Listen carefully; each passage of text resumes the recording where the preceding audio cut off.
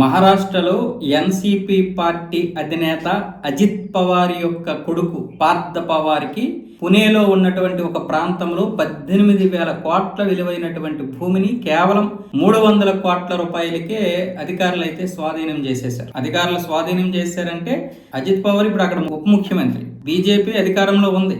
ఎలాగో వీళ్ళకి పార్టీ పరంగా రాజకీయ పరంగా అండదండలు ఉన్నాయి. ప్రస్తుతం ఇప్పుడు బీజేపీతో పొత్తు పెట్టుకున్నారు కాబట్టి ఉప ముఖ్యమంత్రి పదవి కూడా వచ్చింది. ఇక అడ్డేంటి అడుపేంటి, పైగా ఇప్పుడు పుణేలో ఉన్నటువంటి భూమి రేటు విపరీతంగా పెరిగేసింది.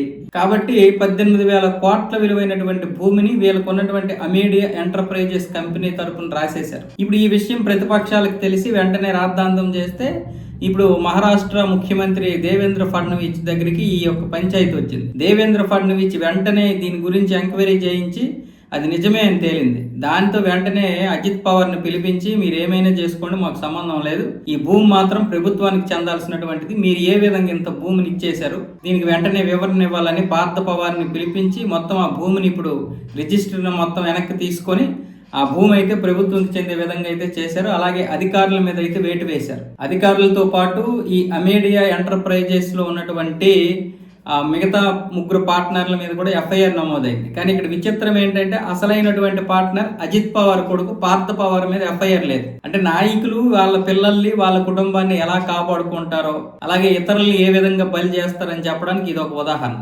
18,000 కోట్ల విలువైనటువంటి ప్రభుత్వ భూమిని మీరు లాగేసుకున్నారంటే అధికారం ఉందని, రేపు పొద్దున్న ఇంకా ఇతరులు ఏ విధంగా విమర్శిస్తాం మనం? ఈ రోజు అజిత్ పవార్ ఏమొచ్చేసి నిజంగా నాకు ఆ విషయం తెలియదు, పైగా నా కొడుకు కూడా ఇంత జరుగుతుందని తెలియదు, వాళ్ళ పార్ట్నర్లు ఇదంతా చేశారు అని ఇప్పుడు చెప్తున్నాడు. దేవేంద్ర ఫడ్నవీస్ దగ్గర కూడా అదే విషయాన్ని చెప్పాడు, మీడియా కూడా అదే విషయాన్ని చెప్పాడు.